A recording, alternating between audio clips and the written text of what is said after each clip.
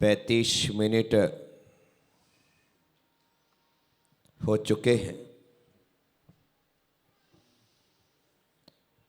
थोड़ी सी चर्चा आप सबसे।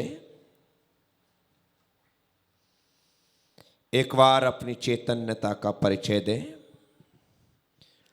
बोलिए 24 तीर्थंकर भगवान की, तपोभूमि के मूल नायक विश्व प्रभु भगवान महावीर स्वामी की, गुरु गौतम स्वामी की, द्वादशांग में जिनवाणी माता की, चारित्र चक्रवर्ती 20वीं सदी के प्रथमाचार्य श्री शांत सागर जी महाराज की, आचार्य गुरुवर श्री पुष्पदंत सागर जी महाराज की,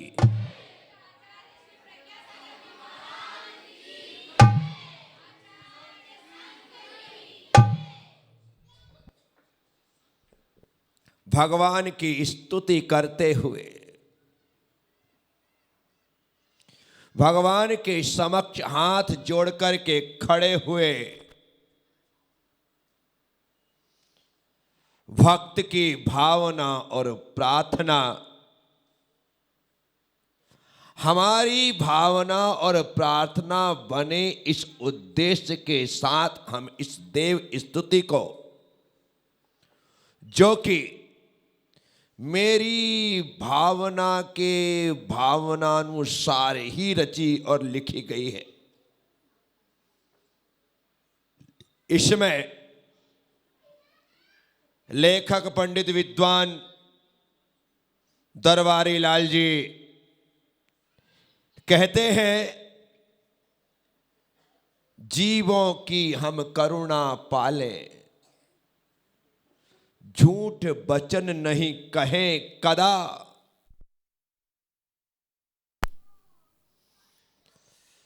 पर धन कबहु न हरहु स्वामी, ब्रह्मचर्य व्रत रहे सदा। पढ़ते ना मेरी भावना, नहीं सताऊं किसी जीव को, झूठ कभी नहीं कहा करूं, पर धन बनिता पर न लुभाऊं, संतोषामृत। बस उसी प्रकार की भावना यहां पर है, जीवों की हम करुणा पालें। भगवान के सामने जाकर के खड़े होकर के कहिए कि हे प्रभु, मुझे इतनी शक्ति दे, इतनी ताकत दे, इतनी हिम्मत दे कि मैं कभी भी गलत रास्ते पर ना चलूं, मेरे पैर कभी लड़खड़ाने लगे, मेरे पैर कभी डगमगाने लगे और मैं पतित होने की कगार पर पहुंच जाऊं, तो हे मेरे प्रभु, तो मुझे संभाल लेना। प्रार्थना तो करिए।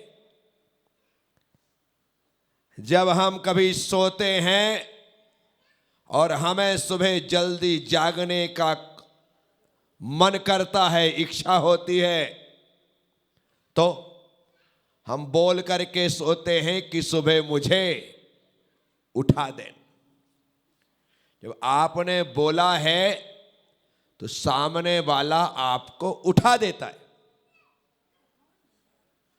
आप भगवान से कहिए कि मैं गिरने लगूं तो मुझे संभालिए, संभालेगा। जब कभी गिरने लगा मन खाइयों में, कौन पीछे से अचानक थाम लेता। जब कभी गिरने लगा मन खाइयों में, कोई पीछे से अचानक थाम लेता। वो पीछे से थामने वाला कौन है? वही है जिससे तुमने प्रार्थना की थी कि मुझे बचाइए, मुझे संभालिए। निवेदन भावपूर्ण हो तो स्वीकार होता है। इसीलिए जीवों की हम करुणा पालें, हे प्रभु ऐसी शक्ति दे, ऐसी सामर्थ्य दे कि मेरे द्वारा किसी जीव का बुरा ना हो, मेरे द्वारा किसी जीव का घात ना हो, मेरे द्वारा किसी जीव का अहित ना हो, मेरे द्वारा किसी जीव को पीड़ा ना पहुंचे, मैं सब पर करुणा भाव बना करके रखूं, ऐसी भावना मैं परमात्मा के सामने व्यक्त कर रहा। और जब ऐसी भावना होगी तो सिर्फ भावना भाने से काम नहीं चलेगा, हमें वैसी क्रिया भी करना पड़ेगी। भगवान से गौतम स्वामी पूछते हैं, प्रभु कदम चरे कदम चिट्ठे कदमा से कदम सये कदम भुंसेज भासेज जदम पापम न बज्झति। तब भगवान कहते हैं, गौतम जदम चरे जदम चिट्ठे जदमा से जदम सये जदम भुंसेज भासेज जदम पापम न बज्झति। तो यत्न से चल, यत्न से उठ, यत्न से बैठ, यत्न से खा, यत्न से पी, यत्न से बोल, सारी क्रिया यत्न पूर्वक कर। तेरी क्रिया यदि यत्न पूर्वक होगी तो उसमें पाप नहीं होगा।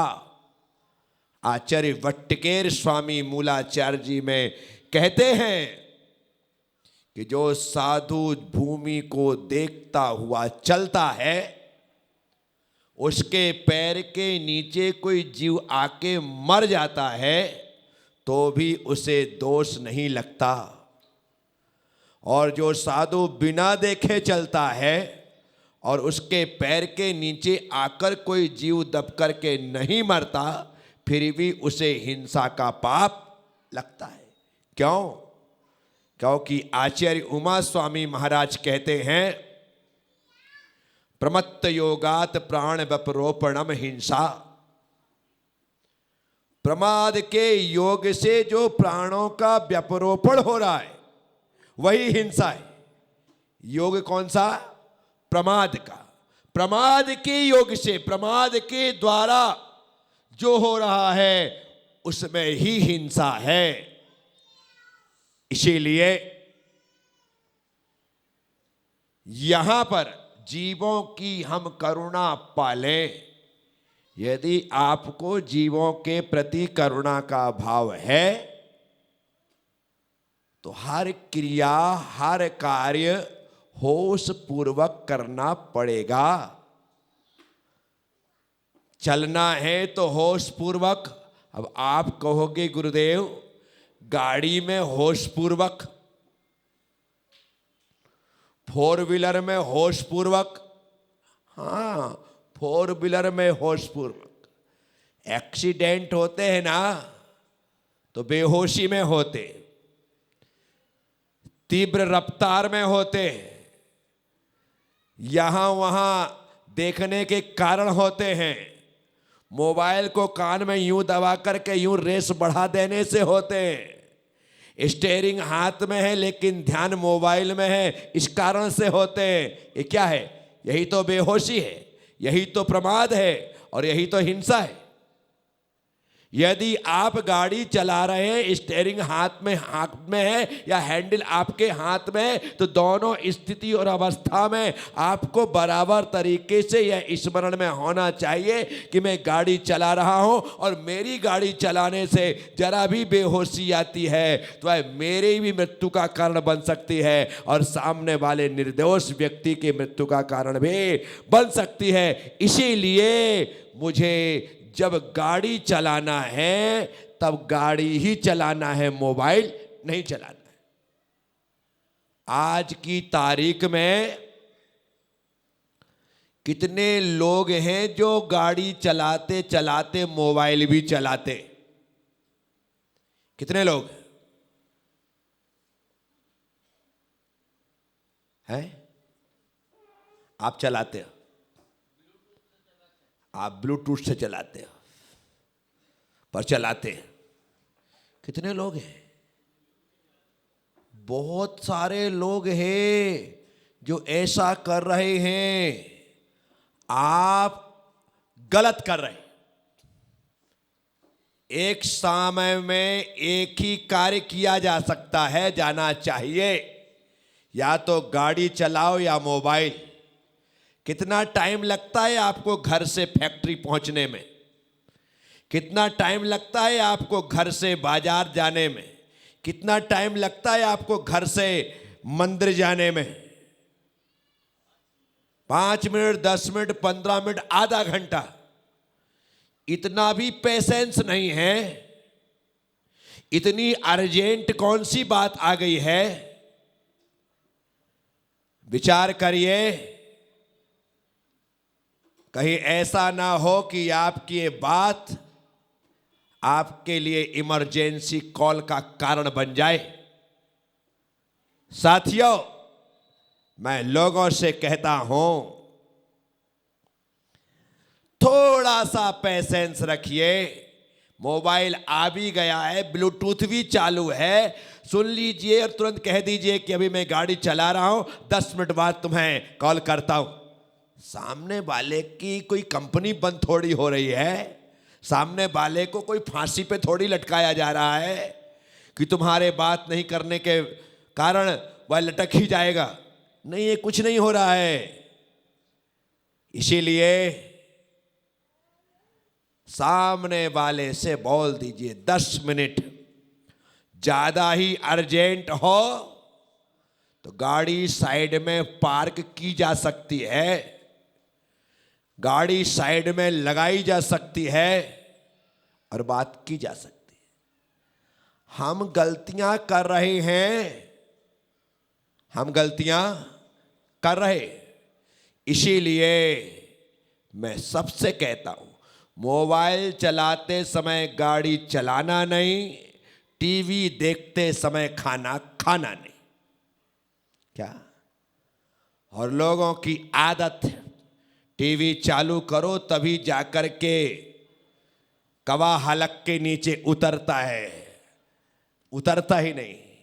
क्या है ये? आप टीवी देखते देखते खाओगे तो क्या खा रहे हो तुम्हें पता है क्या? कुछ भी पता नहीं है। बस खाना हो रहा है, पेट भर रहा है, गड्ढा भर रहा है, लेकिन जो भोजन का सत्व हमें मिलना चाहिए वो नहीं मिल रहा है। जीवों की हम करुणा पालें। अभी तो आपको अपने आप के ऊपर करुणा करने की जरूरत है, जीवों पर करुणा करने की जरूरत नहीं। समझ रहे?